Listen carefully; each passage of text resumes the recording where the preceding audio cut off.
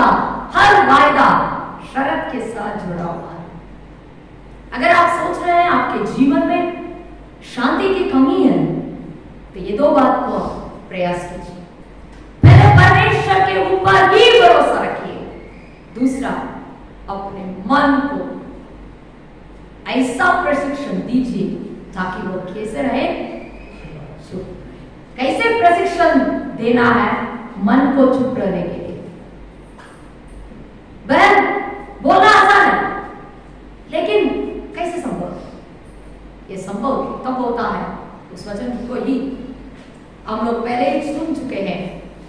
फिलिपियों की पत्री उसका 4 अध्याय उसका 6 वचन से, जो हम अच्छा से जानते हैं। वहां क्या करना है? किसी भी बात की चिंता नहीं करना है ना। लेकिन हम क्या करते हैं? बहुत चिंता करते हैं, बहुत, हर बात की चिंता करते हैं। वहां लिखा है किसी भी बात की चिंता मत करो, लेकिन हम लोग क्या करते हैं? हर बात की चिंता करते हैं कि नहीं जी? हर बात की चिंता हम करते हैं। यहां लिखा है चिंता किए बिना हमें क्या करना है? हमें हर बात को, उस बात को भी हम लोग वचन संहिता में पढ़े थे। तुम क्या करो? अपना हृदय खोल के हर बात को परमेश्वर को सुनाया करो। वही बात क्या लिखा हुआ है? हर बात, हर बात। हमारा उठना, बैठना, लेटना, चलना, हर बात किसके सम्मुख में बोलना है? मन खोल के उंडेल देना है। अब क्या उस प्रकार अपना मन खोल के प्रभु से हर बात बता देते हैं? वो कैसे बताना है? यहां लिखा बहुत सुंदर तरीका से, धन्यवाद के साथ। हम लोग शायद कभी कभी सारी बातें बताते होंगे, लेकिन कैसे बताते होंगे? टुकड़ा के साथ, रोते रोते, है ना, कंप्लेंट्स के साथ। जैसे भाई साहब कल रात को बता रहे थे, मैं नीचे रहता हूँ, कभी कभी मेरा बेटा रोता है वो ऊपर, अगर मैं चले जाकर देखता हूँ तो मेरे पास इतना लंबा सूची रखता है, उतना ज्यादा कंप्लेंट लेकर बताता है ना। वो कैसे बताते होंगे? रोते रोते सब बात बता रहा है, लेकिन कैसा?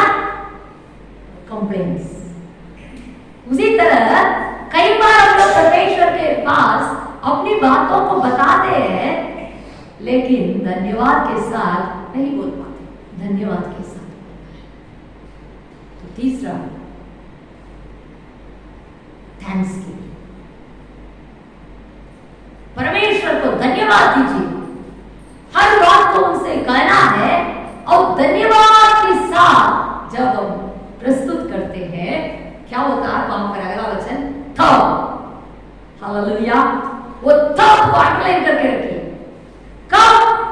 जब धन्यवाद के साथ मैं अपनी सारी बातों को परमेश्वर के सन्मुख में प्रस्तुत करती हूं, तब परमेश्वर की शांति जो सारी समझ से परे है, तुम्हारे हृदय और तुम्हारे विचारों को, यानी मन को मसीह यीशु में सुरक्षित रखेगी।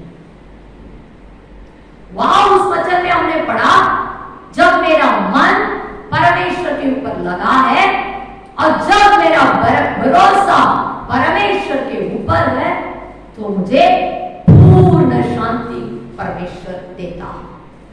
या कैसा शांति? ऐसा शांति जो मेरे समझ से परे है। इसे मुझे समझना मुश्किल है, मैं नहीं समझ सकती हूं। समझ से परे शांति से परमेश्वर हमें रक्षा करने वाला है। Peace that passes all human understanding। क्या ये पीस आपको चाहिए? तो धन्यवाद के साथ अपनी सारी बातों को परमेश्वर के उपस्थिति में प्रस्तुत करके देखिए, तो ये पीस आपको मिलेगा और आपका मन भी क्या हो जाएगा? शांत हो जाएगा। मन को चुप रखने के लिए यही तरीका है, और शांति प्राप्त करने के लिए धन्यवाद रहना। अब ये मेरा जीवन का अनुभव कई बार मुझे लगता है कि अपने चारों तरफ का परेशानी मुझे बिल्कुल खत्म कर देगा। जब मेरा मन एकदम बढ़ जाता है, मैं अपने ऑफिस से उठ के आती हूँ घर, घुटनों में होती हूँ। जो मेरे मन को खाता है, जो मेरा शांति को मुझसे चोरी करने का प्रयास करता है, उन सारी बातों को घुटना में होकर बस बोलती हूँ धन्यवाद के साथ, और अंत में ये बोलती हूँ, प्रभु आपके इस वचन में फिलिपियों 4:6 और 7 में आपने ऐसा बताया है, मैं अभी उस काम को कर दी।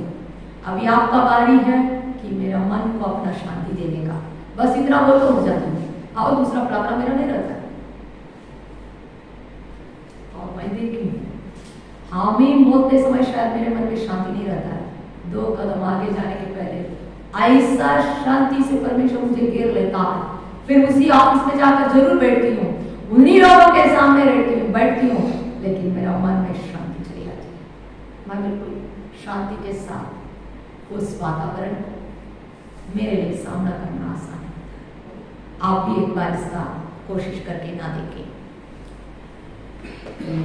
तीसरा बात यह है, शांति प्राप्त करने के लिए भजन संहिता 119 उसका 165, तेरी व्यवस्था से प्रीति रखने वालों को बड़ी शांति होती है और उनको कुछ टोकर नहीं लगती। पहला शांति कैसा है?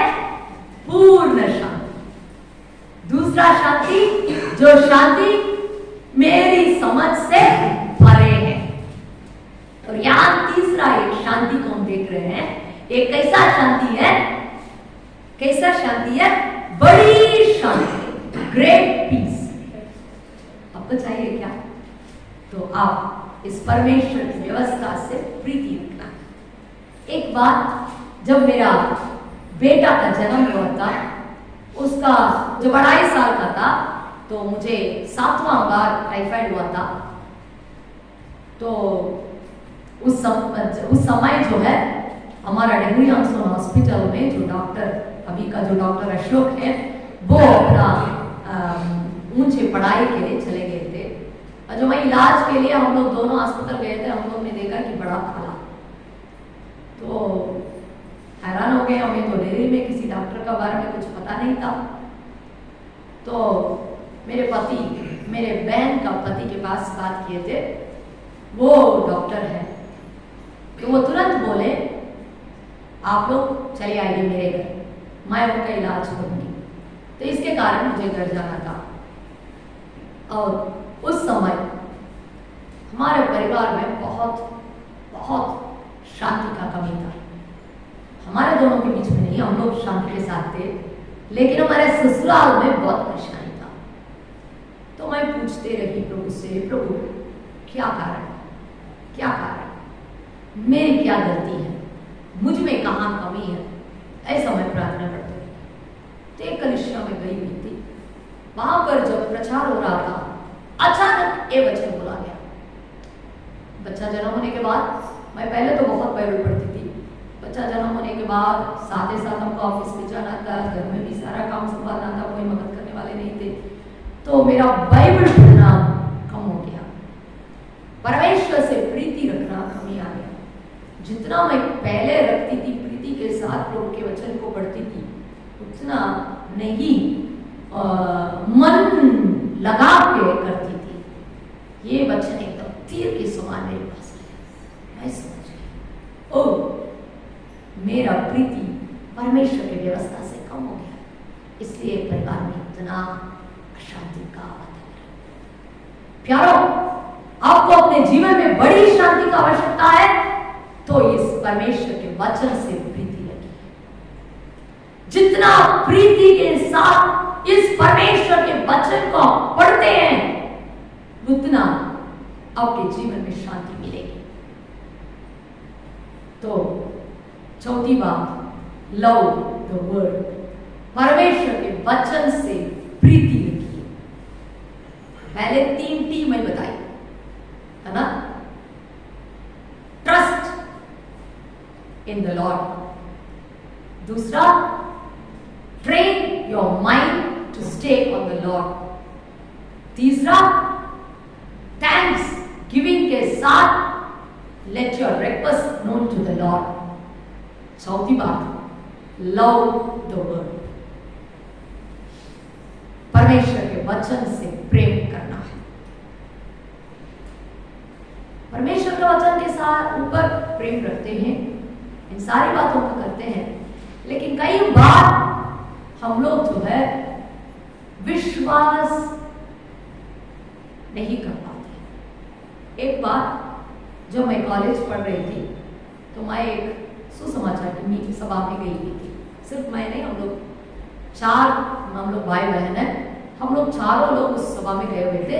उस हमारे गली के कई लोग उस सभा में शामिल थे। तो वहां पर प्रचार हो रहा था कि मत्ती सुसमाचार 11वां अध्याय का 29 वचन में, हे बोझ से दबे हुए लोग मेरे पास आओ, मैं तुम्हें विश्राम दूंगा।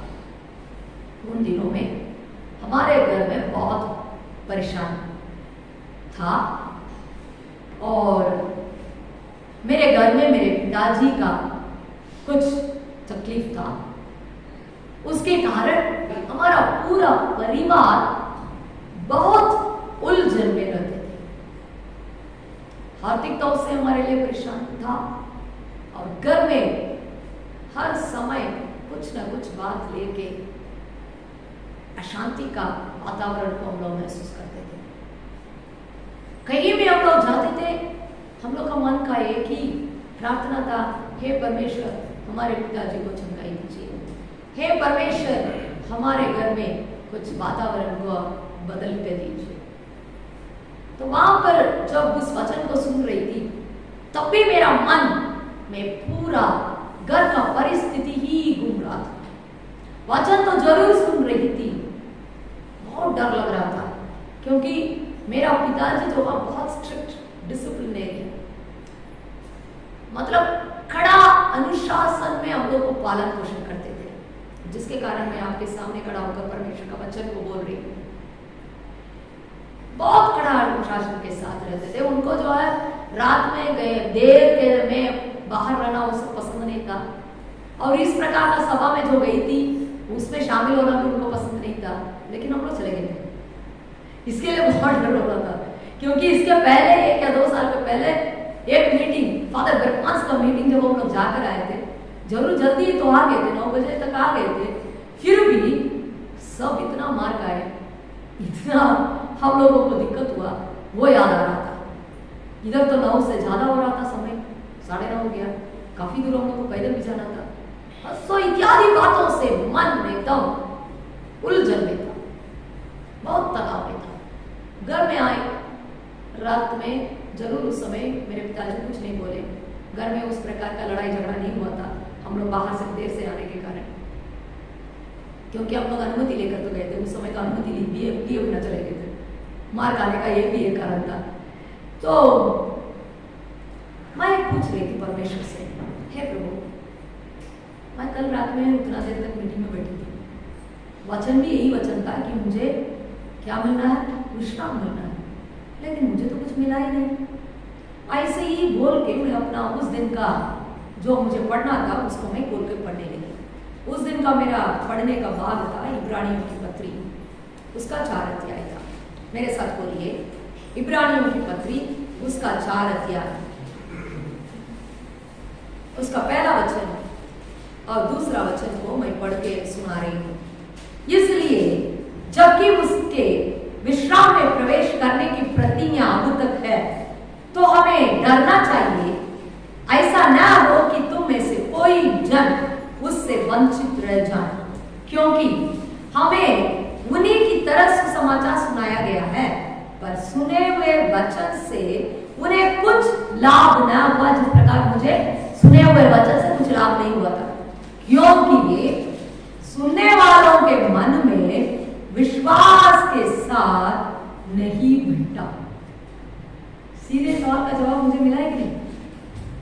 हैरान हो गए, एकदम मेरा परिस्थिति।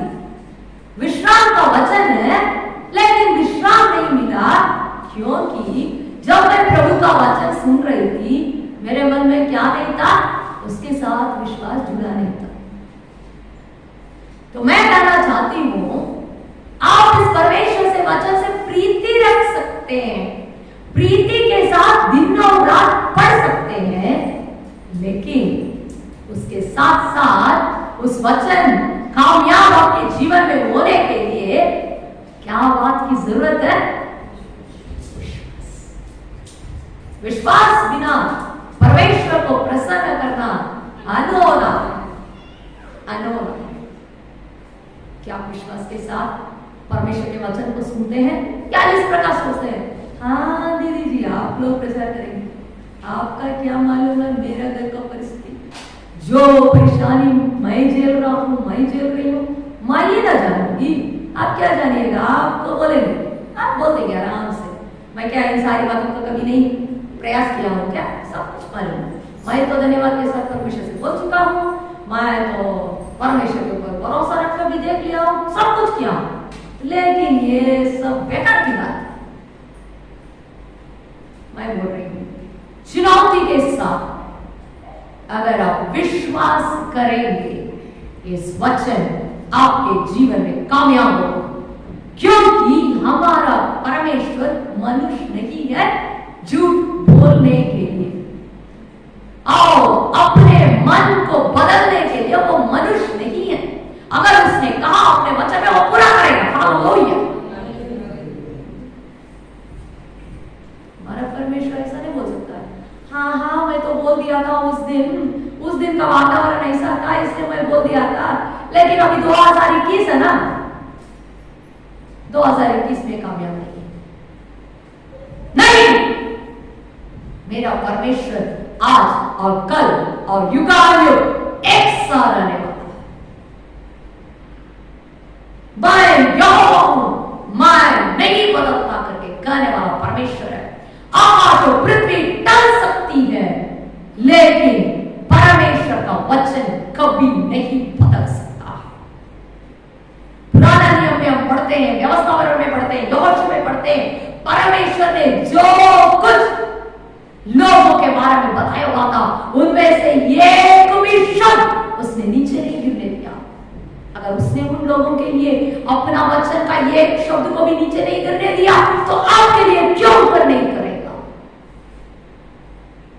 लेकिन वो उतना ही काम कर सकता है जितना आपका विश्वास है। यीशु मसीह जो भी उनके पास अद्भुत प्राप्त करने के लिए आए थे, उनसे पहले सवाल किया, क्या तुम समझते हो मैं काम कर सकता हूं? दो अंधे प्रभु यीशु मसीह के पास गए थे। यीशु मसीह उनसे पहले सवाल किया, क्या तुम विश्वास करते हो कि मैं ये कर सकता हूं? उसने कहा प्रभु। तब उसने कहा, आज आपका विश्वास कितना नाम में है? परमेश्वर बहुत जैसा विश्वास के साथ तुम मेरे पास आओ, तभी एक छोटा सा पत्थर को तुम हटा सकते हो। नहीं कहते कैसे कहा? हमारा विश्वास राई के दाने के बराबर काफी। साधारण विश्वास, बस इतना ही विश्वास कीजिए, एक परमेश्वर है। इतना ही विश्वास कीजिए, वो परमेश्वर अपने खोजने वालों को प्रतिफल देने वाला।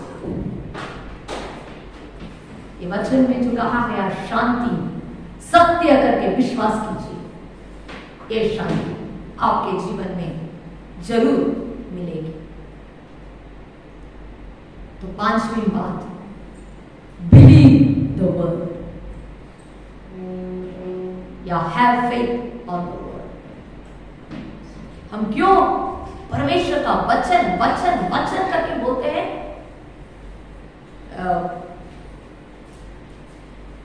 प्रकाशित वाक्य 19:27 उसका 13 वचन में हम पढ़ते हैं, वह लहू छिड़का हुआ वस्त्र पहने हैं और उसका नाम परमेश्वर का वचन है।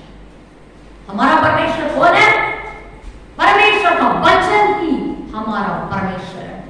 यू एंड आई पैदा अध्याय में पढ़ते हैं, आदि में वचन था, वो वचन परमेश्वर के साथ था, वो वचन परमेश्वर ही था, और वो वचन देहधारी होके हमारे मध्य निवास किया। इब्राहिम 4 अध्याय का 12 वचन में हम पढ़ते हैं, परमेश्वर का वचन सामर्थ्य वो प्रबल,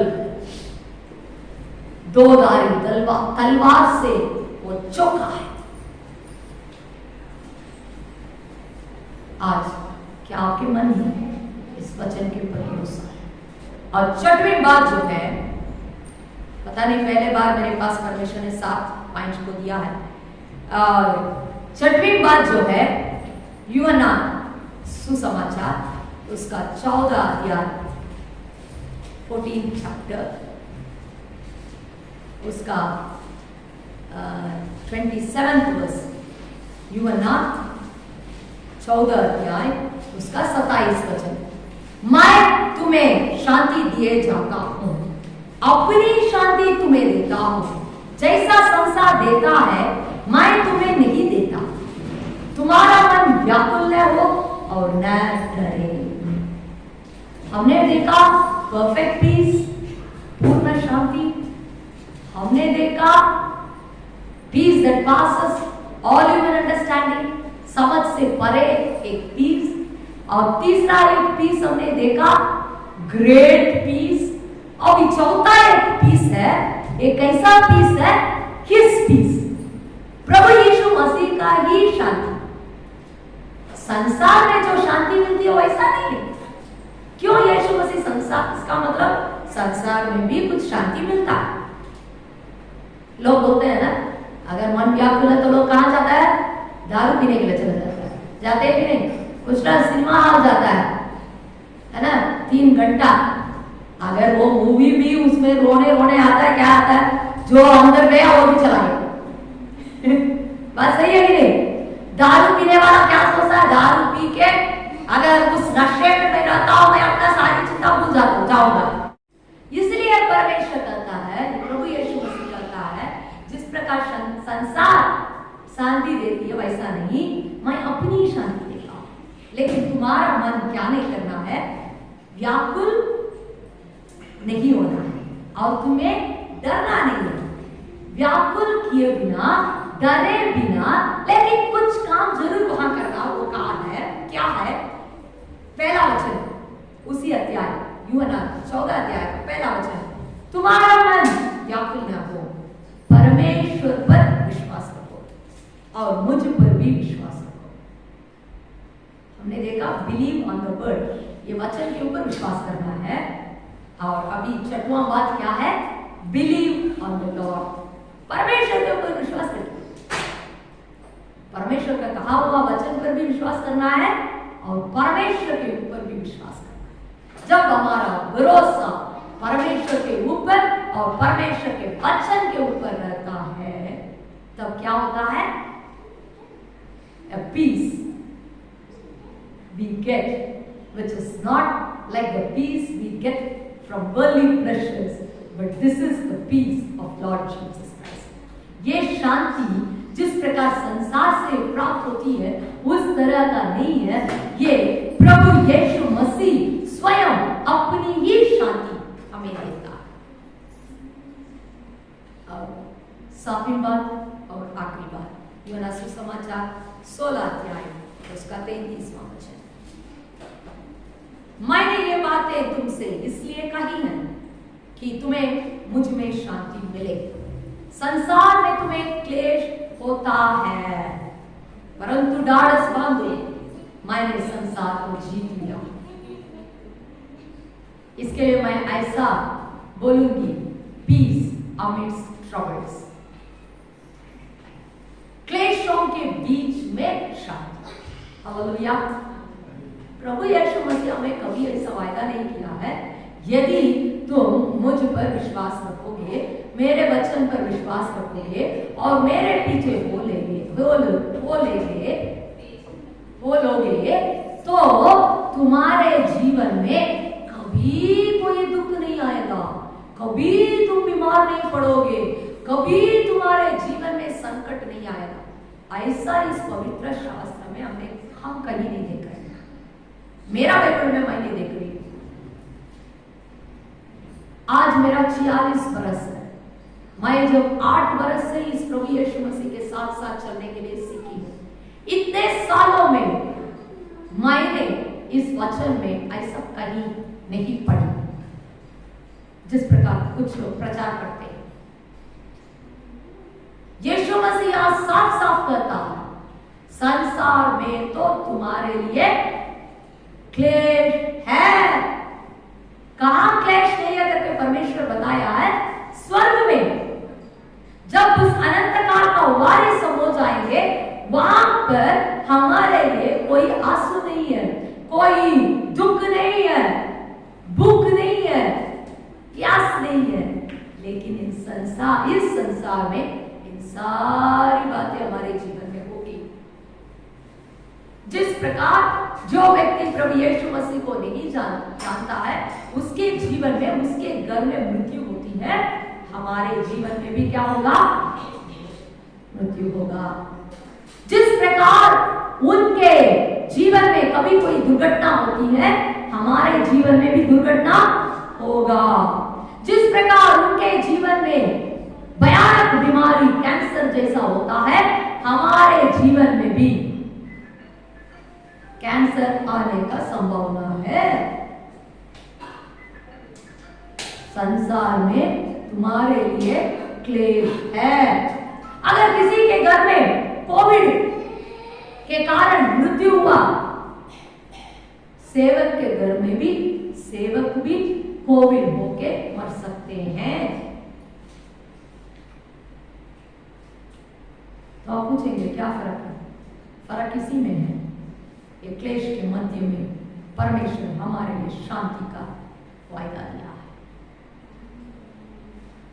लेकिन यहां एक सुंदर बात को हम देखते हैं। मैंने इन बातों को इसलिए कही है कि तुम्हें मुझ में शांति मिले। आपके जीवन में प्रभु यीशु मसीह में जीवन में शांति मिलने के लिए प्रभु यीशु मसीह कुछ बातें करते हैं। यूहन्ना सुसमाचार उसका 6 अध्याय में वहां एक घटना को हम देखते हैं। 5 रोटी 2 मछली का घटना के बाद प्रभु यीशु मसीह अपने चेलों को बोलते हैं, आओ हम उस पार चलते हैं। वो क्या है? प्रभु का कहा हुआ वचन। इस 6 अध्याय की घटना में यीशु मसीह उनके साथ नहीं है, ठीक है? प्रभु यीशु मसीह उनके साथ नहीं है, लेकिन यीशु ने बताया उधर जाएंगे, तुम लोग जाओ बोल के यीशु मसीह उनको विदा कर दिया, ठीक है? लेकिन वो क्या कर रहे थे? यीशु मसीह वो पहाड़ में चढ़कर प्रार्थना कर रहे थे। फिर क्या हो गया? 17 वचन को मैं पढ़ रही हूं। और नाव पर चढ़कर झील के पार कफरनहूम को जाने लगे। उस समय अंधेरा हो गया था और यीशु अभी तक उनके पास नहीं आया था। आंधी के कारण झील में लहरें उठने लगी। जब वे कहते कहते 3-4 मील के लगभग निकल गए तो उन्होंने यीशु को झील पर चलते नाव के निकट आते देखा। यहां पे यीशु को पता है क्या हो रहा है? आंधी, लहरें उठ रही है। जरूर अंदर नाव में जितने लोग थे लंबे, उनमें लगभग बहुत लोग मछुआरे थे। उन लोगों को मालूम है अगर समुद्र में या झील में लहर उठती है, आंधी आती है, उसको किस तरह वश में रखना उन्हें मालूम है, इसलिए अपना पूरा प्रयास कर रहे हैं। लेकिन तकलीफ हो रहा है, कहते कहते परेशान हो रहे हैं। यीशु मसीह वहां पर चल के आ रहे हैं। ये लोग क्या करते हैं? चिल्लाते हैं, ओ भूत। यीशु बोलता मैं हूं, डरो। परमेश्वर का उस कहा गया बात पर ध्यान देना। जीवन के हर परिस्थिति में यहां यीशु बताया मैं हूं, डरो मत। लेकिन मरकुस सुसमाचार 6 अध्याय में उस घटना में हम देखते हैं यीशु मसीह उनके साथ है। यीशु मसीह उनके साथ है। यीशु मसीह वहां पे सो रहे हैं, गद्दे रख के वो निचले भाग में सो रहे हैं। 4 अध्याय मरकुस सुसमाचार बस 4 अध्याय में वहां देख रहे हैं यीशु मसीह क्या कर रहे हैं, सोए हैं, पर वो आप पिछले भाग में गद्दी पर सो रहा था। लेकिन यीशु मसीह गद्दी पे सो रहे हैं, क्या हो गया, आंधी तूफान, यहां तक पानी नाव के अंदर आने लगा। इन लोगों को डर, अब क्या होने वाला है, नाव डूब गए, हम लोग मरने वाले हैं। साथ में कौन है, यीशु। अगर डूबेगा कौन भी साथ में डूबेंगे, यीशु भी डूबेंगे। लेकिन यीशु ने क्या कहा है, उनका मृत्यु किस प्रकार होना है, क्रूस पे उनको मरना है। लोग उनको पकड़वा के क्रूस पर उनको चढ़ाएंगे, वो मरेंगे, तीसरा दिन जी उठेंगे। ये बात उनको मालूम है, उसने सिखा चुका है, लेकिन वो क्या करते हैं लोग, अब सोच रहे हैं हम लोग सब इसमें मरने जा रहे, तो इसलिए बिल्कुल डर गए, घबरा गए। लेकिन यीशु उठ के बोल रहे हैं, चुप हो जाओ, थम जाओ। क्या हो गया, क्या हो गया, तब उसने उठ के आंधी को डांटा और पानी से कहा, शांत रहो, थम जाओ। और आंधी थम गई और बड़ा अच्छा। और यहां पूछ रहा, तुम क्यों डरते हो, तुम्हारे अंदर विश्वास कहां है।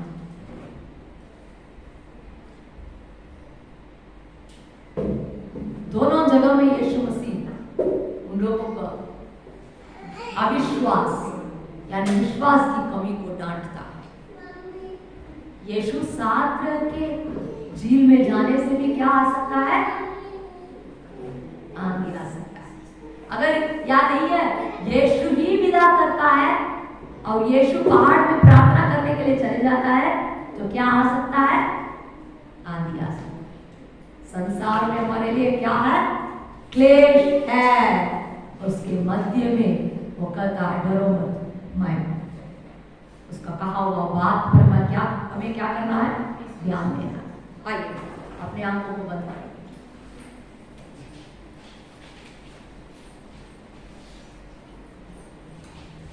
हम प्रार्थना करेंगे।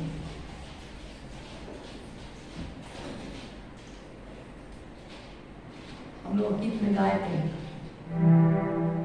मांझिरे मांझिरे, उस गीत में हम लोग गाए थे, डर मत मौजों से के हर दुख हंसते हुए जी, कहीं तो खत्म हो पाए अनजाना से, क्योंकि हमारे साथ परमेश्वर आंधी और तूफान को अपने शब्दों से शांत रखने का ताकत रखने वाला परमेश्वर, क्योंकि उसी ने उसको बनाया, उसी ने उसको सृजा।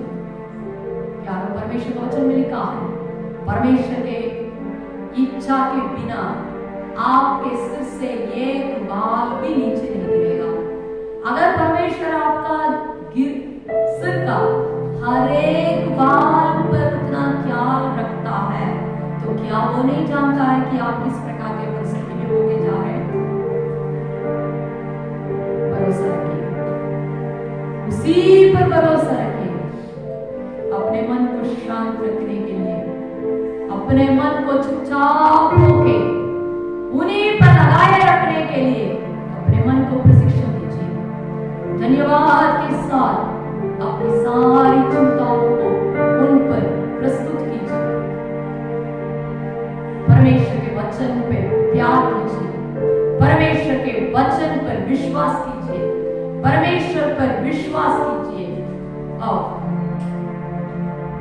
परमेश्वर का कहा गया वचन को ध्यान दीजिए, ताकि सारे वातावरण के बीच में, क्लेशों के मध्य में वो शांति, जो परमेश्वर का शांति, जो ऐसा संसार नहीं दे सकता, उस प्रकार का शांति, एक बड़ी शांति, एक पूर्ण शांति